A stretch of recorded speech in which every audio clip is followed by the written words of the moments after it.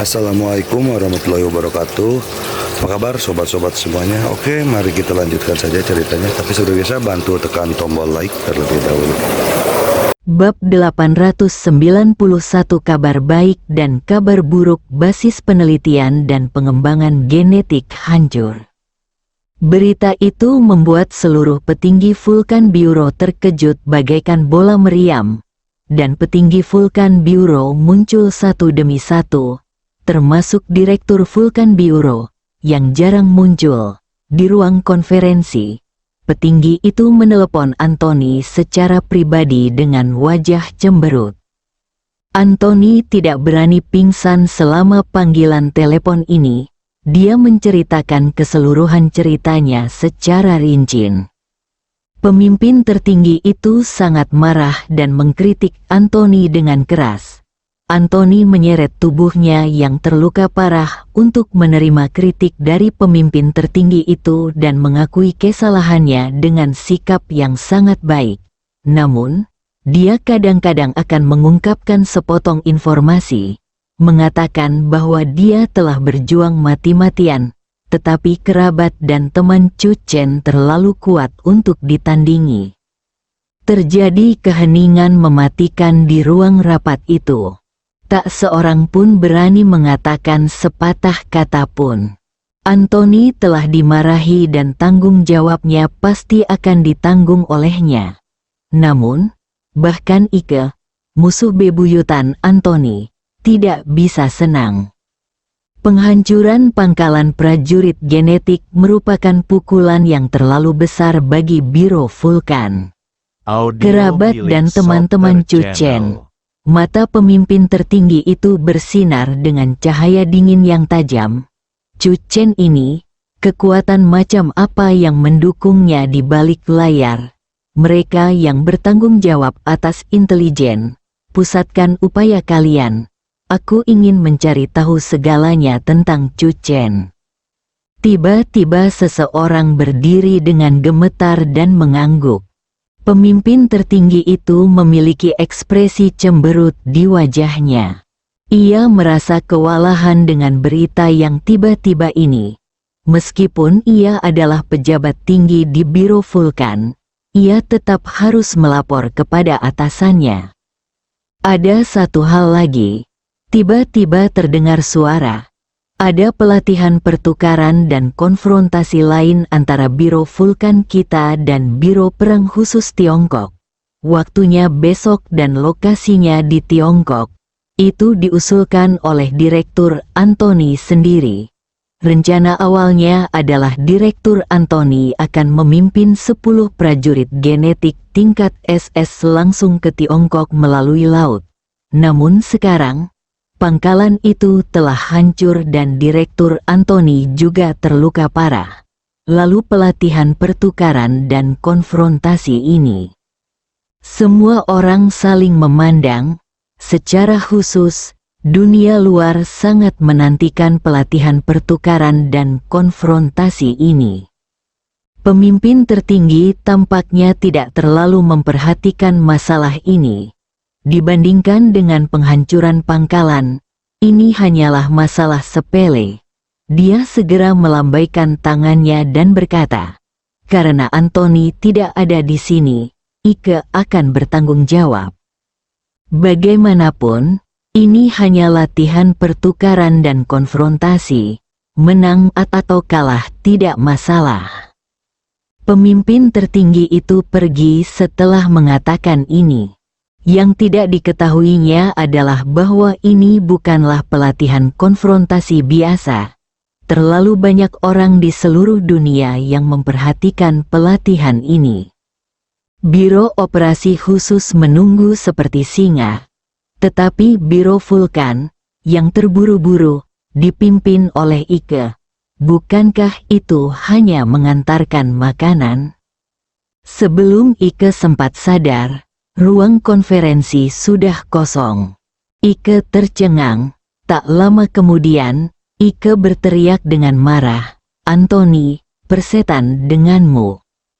Lautan luas, Audio di milik atas kapal Soccer besar, Channel. lelaki tua Tianbei meregangkan otot-ototnya dan terus berjemur di bawah sinar matahari. Dia terlalu malas untuk ikut bersenang-senang dengan anak muda. Namun, suaranya cukup keras dan ketika mereka pergi, seluruh pulau tak berpenghuni itu terbakar. Kami baru saja meninggalkan Pulau Shell dan menghancurkan pangkalan prajurit Jin milik Biro Vulkan. Chu Haozu tersenyum. Xiao Chen memberi kami anggur merah pemurni jiwa. Bisakah ini dianggap sebagai hadiah balasan untuk Xiao Chen? 9 penguasa Vena mendalam juga tersenyum, berbalik untuk melihat api yang belum padam, dan merasa sangat nyaman. Kapal itu berlayar lagi. Nangong Jun sedang menatap ponselnya. Tidak ada sinyal telepon seluler di wilayah laut pulau tak berpenghuni itu. Ia menunggu sinyal telepon selulernya menyala agar bisa menyampaikan kabar baik itu kepada Chen Chen. Kota Zen, Chu Chen sedang menikmati teh sore bersama Song Yan. Setelah minum teh sore, ia akan berangkat ke ibu kota untuk mempersiapkan pelatihan pertukaran dan konfrontasi besok dengan Biro Vulkan. Paman keduanya mengatakan bahwa di Biro Vulkan, gong dan genderang ditabuh dengan keras, dan mereka tidak sabar untuk mengumumkan kepada dunia bahwa besok mereka akan mengadakan pelatihan pertukaran dan konfrontasi dengan Biro Operasi Khusus mereka. Mata Song Yan dipenuhi kekhawatiran. Mungkinkah Biro Dewa Api telah merekrut orang kuat yang sebanding dengan alam transformasi dewa? Itulah sebabnya mereka begitu percaya diri. Bagaimanapun, mereka tahu bahwa Biro Operasi Khusus memiliki Anda, dan mereka sangat terkenal. Mereka pasti berpikir bahwa seseorang telah muncul untuk berurusan dengan Anda. Itulah yang mereka pikirkan. Chu Chen tersenyum. Aku sendiri pernah berhadapan dengan para pejuang gen tingkat SS dari Biro Dewa Api. Mereka hanya sedikit lebih kuat dari alam Qi, dan jauh dari alam transformasi dewa yang sebenarnya. Ngomong-ngomong, pil detoksifikasi Bei Chen, bagaimana keadaannya sekarang? Song Yan menyeruput teh hangat dengan bibir merahnya. Dulu kami mengira Bei Chen bisa memasuki pasar nasional dengan krim Song Yan. Tetapi kami tidak menyangka bahwa sekarang pil detoksifikasi Bei Chen akan membuat Bei Chen Pharmaceutical menjadi komoditas global yang populer. Kami menerima permintaan agen dari banyak negara dan wilayah setiap hari, dan bahkan ada informasi resmi. Xia Bei dapat dikatakan tenggelam dalam masalah yang membahagiakan setiap hari. Dia juga telah memimpin seluruh keluarga Xia. Ketika keluarga Xia memenangkan hak agensi Yang Cheng untuk pil detoksifikasi Bei Chen, status keluarga Xia di Yang Cheng mencapai puncaknya. Sekarang semua orang di keluarga Xia memuji tuan muda ketiga Xia. Saya mendengar bahwa ada beberapa gadis yang sangat luar biasa yang mengungkapkan rasa sayang mereka kepada Xia Bei. Dilihat dari situasi tuan muda ketiga Xia, sudah cukup untuk melihat betapa populernya pil detoksifikasi Bei Chen. Chu Chen tertawa dari lubuk hatinya. Dapat dikatakan bahwa tuan muda ketiga Xia telah mencapai puncak hidupnya. Ponsel itu tiba-tiba bergetar dan berdering. Chu Chen melihatnya dan merasa senang, kakak Jun sudah keluar. 9 guru berlatih di Pulau Shell, berusaha mencapai alam transformasi ilahi. Karena Suster Yun menelepon pada saat ini, kemungkinan besar mereka telah berhasil. Chu Chen segera menjawab telepon. Kakak Yun, Chen Chen, ada 2 berita. 1 berita baik, dan 1 lagi juga berita baik. mana yang ingin Audio kamu dengar milik lebih Software dulu? Channel. Suara Nangong Jun menggoda. Chu Chen baru saja menekan tombol handsfree, dan saat ini, Song Yan tidak bisa menahan tawa. Mengingat status Tuan Chu saat ini, tidak banyak orang yang berani menggodanya seperti ini. Inti masalahnya adalah Chu Daxia masih harus bekerja sama dalam pertunjukan, dan dia dengan cepat berkata, "Kalau begitu, mari kita dengarkan yang pertama dulu." Yang pertama adalah bahwa semua kerabat dan temanmu telah berhasil mencapai alam transformasi ilahi dan kini sedang dalam perjalanan pulang. Mereka akan tiba besok pagi, dan kita akan mendarat di Pearl Harbor. Chu Chen langsung kegirangan, itu memang kabar baik. Namun, besok pagi, dia seharusnya berada di ibu kota untuk mempersiapkan pelatihan pertukaran dan konfrontasi dengan Biro Vulkan. Kakak Yun, aku mungkin tidak bisa datang tepat waktu untuk menjemputmu, Chu Chen menceritakan situasi umumnya. Nangong Jun langsung tertawa. Kebetulan sekali, misi kedua yang ingin kuceritakan kepadamu adalah tentang Vulkan Biuro yang kuceritakan kepadamu. Beberapa jam yang lalu, kami dikepung oleh beberapa kapal yang mengaku sebagai tim petualang dari Eropa dan Amerika Serikat. Mereka mengundang kami ke sebuah pulau tak berpenghuni. Coba tebak apa yang kami temukan setelah sampai di sana? Nangong Jun tidak membuat kami penasaran. Ternyata itu adalah pangkalan penelitian dan pengembangan prajurit genetik milik Vulkan Biuro.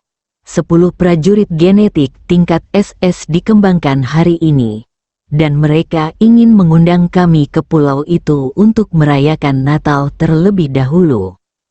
Setelah Nangong Jun menceritakan semuanya, Chu Chen tercengang. Setelah beberapa saat, dia tidak bisa menahan tawa. Tidak heran Biro Vulkan tiba-tiba begitu percaya diri. Mereka melakukan ini dan bahkan membuat keributan besar untuk memberitahu dunia bahwa mereka datang ke Tiongkok untuk melakukan pertukaran dan patroli balasan dengan Biro Operasi Khusus.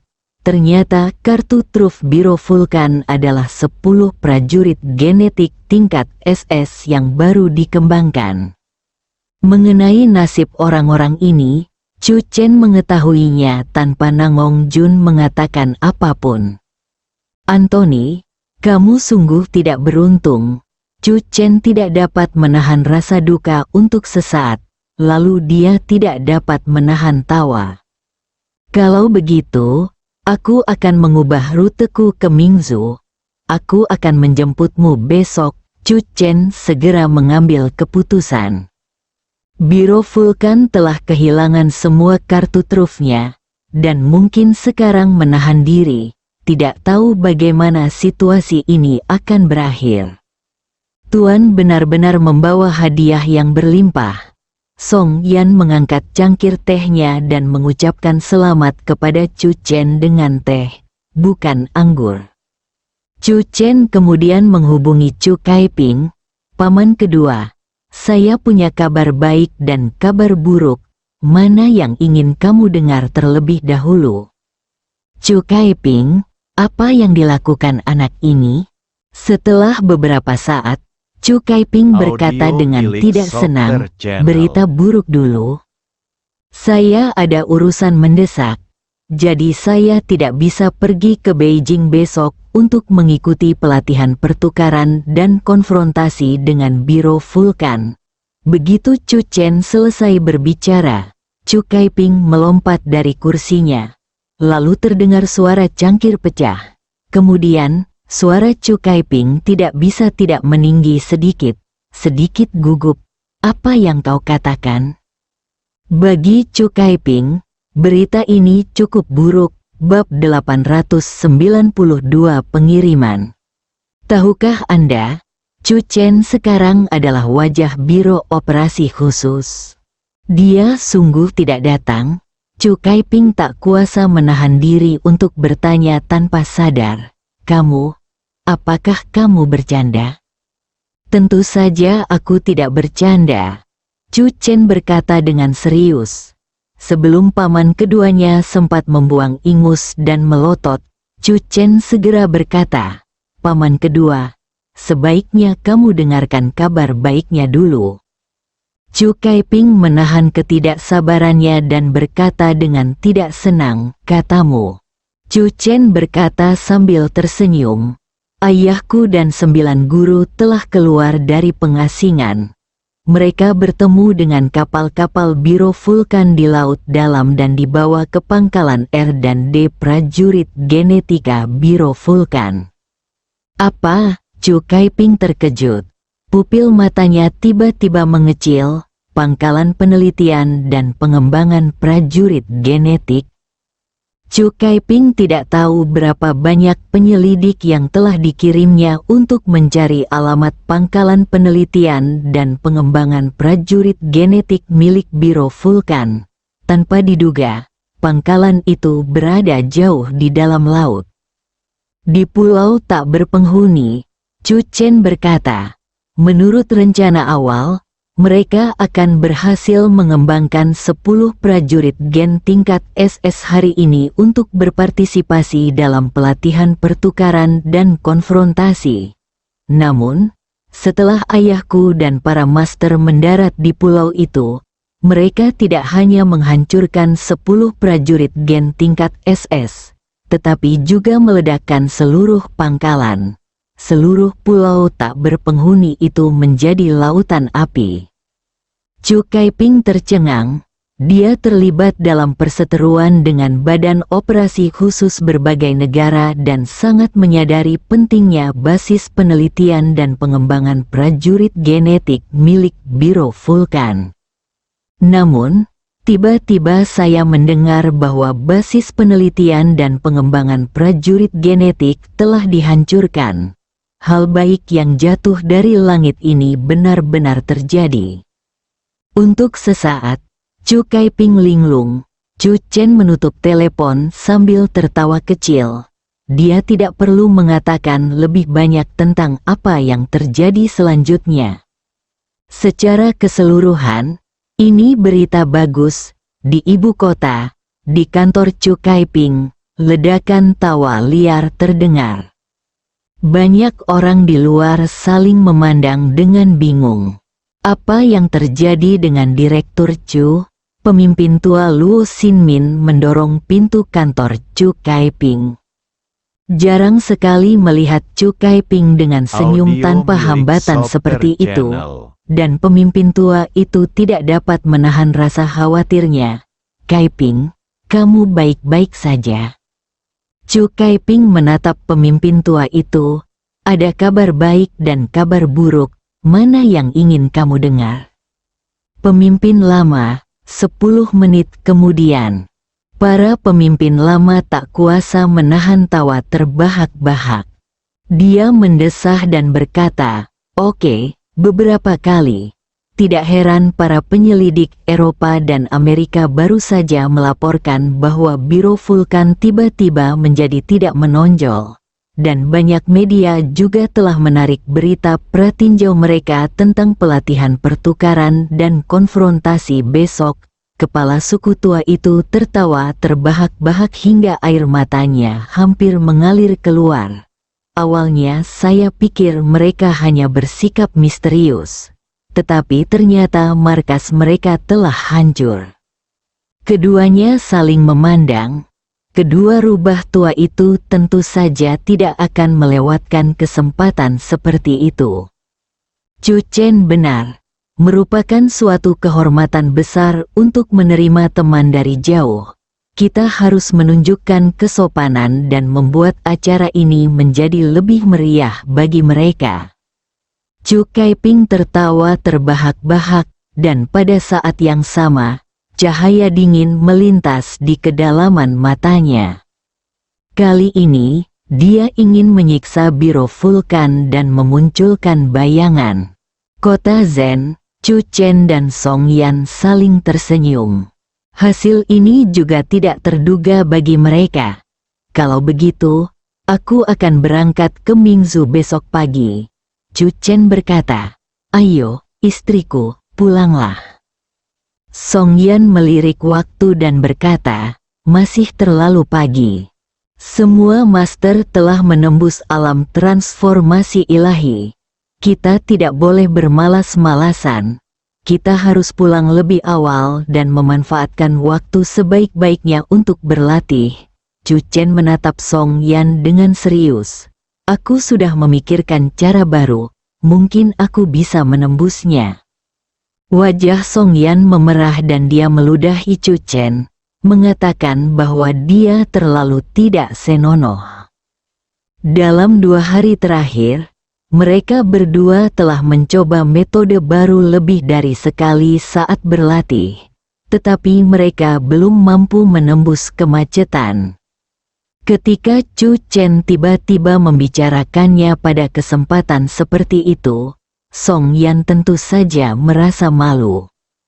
Pada saat yang sama, saya senang bahwa ini adalah ruangan pribadi.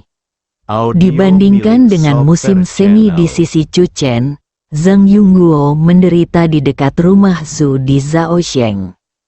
Dia menyergap di dekat keluarga Zhu selama 3 hari 3 malam. Selama kurun waktu ini, Zhang Yongguo tidak melepaskan siapapun yang masuk atau meninggalkan keluarga Zhu dan mengawasi mereka semua dengan ketat. Tidak ada relaksasi sama sekali. Zhang Yongguo selalu percaya bahwa karena keluarga Zhu bertanggung jawab dalam menyediakan berbagai harta karun bagi guru misterius di belakang mereka, pasti akan ada saatnya mereka akan mempersembahkan harta karun. Dalam 3 hari terakhir, setidaknya 5 tim petualangan telah memasuki keluarga Zhu dan membawa kembali beberapa barang. Zhang Yongguo tidak pernah bertindak gegabah, dia tidak ingin membuat musuh waspada. Saat senja, Zhang Yongguo tidak berani pergi jauh. Ia makan di restoran cepat saji di dekatnya dan kemudian kembali ke tempat persembunyiannya. Lokasi rumah keluarga Zhu di Zhaosheng tidak berada di tengah kota dan tidak berada di jalan utama. Jumlah mobil berangsur-angsur berkurang. Tiba-tiba, sebuah truk kecil perlahan berbalik dan melaju menuju rumah keluarga Zhu. Tim petualangan lain ada di sini untuk mengirimkan barang. Zhang Yongguo mendongak dan melihat dengan rasa ingin tahu. Selama 3 hari terakhir, saudara Zubin dan Zuru sibuk menghitung barang-barang yang dikirim oleh tim petualang. Setelah upaya pembunuhan Liu Manman yang gagal, mereka bahkan berhenti membicarakan pertemuan pahlawan kuil King Feng yang membuat Zhang Yongguo bingung. Kecuali ada sesuatu yang lebih penting dari klub pahlawan. Truk pickup berhenti di halaman dalam rumah besar itu, dan mata Zhang Yongguo tiba-tiba berbinar. Truk pickup ini kosong. Detak jantung Zhang Yongguo tiba-tiba berdebar kencang. Ia langsung bersemangat dan membuka matanya lebar-lebar. Tahan napasmu. Artinya truk kecil itu tidak digunakan untuk mengantar barang, melainkan untuk memuat barang. Apakah saudara Zhu akhirnya akan bertemu guru misterius mereka? Zhang Yongguo diam-diam mengepalkan tinjunya. Akhirnya, dia mendapatkan apa yang ditunggunya. 2 orang turun dari mobil van. Mereka berpenampilan biasa, bertubuh ramping, dan gerakannya lincah. Saudara-saudara Zhu memperlakukan mereka dengan penuh hormat. Matahari mulai terbenam dan langit berangsur-angsur menjadi gelap. Truk kecil di halaman dalam mulai memuat barang. Satu persatu, barang-barang dibawa keluar dari ruang rahasia di rumah saudara Zhu. Barang-barang ini semuanya dikumpulkan oleh berbagai tim petualang dari berbagai situs peradaban kuno. atau beberapa barang yang memiliki nilai legendaris, atau bahkan benda-benda yang diduga. Prinsip yang dianut oleh tim petualang saat mencari barang adalah mereka lebih baik mengambil sesuatu secara tidak sengaja daripada membiarkannya begitu saja. Hanya dalam beberapa hari, truk kecil itu sudah penuh. Zubin tersenyum lebar, penuh harap. Ia berharap bahwa kumpulan barang ini akan berisi sesuatu yang akan memuaskan tuannya dan memberi mereka hadiah. Setelah kedua pria kurus itu naik ke mobil, Zubin dan Zuru juga naik ke mobil. Mereka harus mengantarkannya dengan dua pria kurus. Pada saat yang sama, besok adalah pertemuan pahlawan kuil King Feng, dan mereka harus meminta pendapat guru, atau dengan kata lain, mematuhi pengaturan guru malam ini. Sebuah truk kecil dan sebuah mobil biasa perlahan melaju keluar dari rumah keluarga Zhu dan melaju menuju kegelapan malam. Zhang Yongguo telah menunggu situasi ini terjadi dan telah bersiap untuk itu. Segera, dia juga mengendarai mobil dan mengikutinya. Bersambung.